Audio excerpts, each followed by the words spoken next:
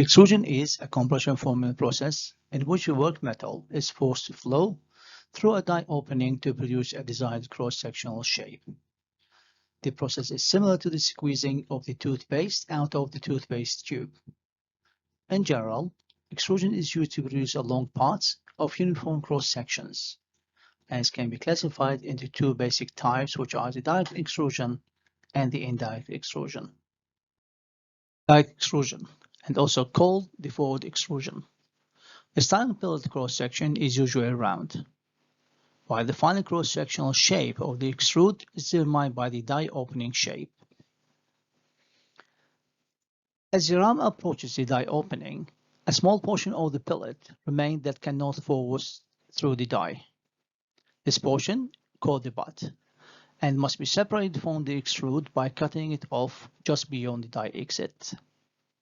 Direct extrusion can be used to produce hollow or semi-hollow cross-sectional part. Second type is the indirect extrusion, also called the backward extrusion and the reverse extrusion. The limitation of the indirect extrusion are imposed by first the lower rigidity of the hollow ram. Also, the difficulty in supporting the extruded product as it exits the die. The extrusion also can be classified to a hot extrusion, where a preheating of the pellet to above its crystallization temperature is going to be required. This will reduce strength and increase the ductility of the metal, and permitting for more size reduction and more complex shapes to be created. The other method is the cold extrusion, which generally used to produce discrete parts.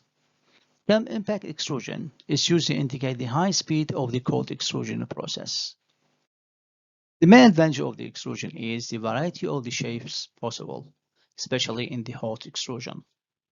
But the limitation is that the part cross-section must be uniform throughout the length.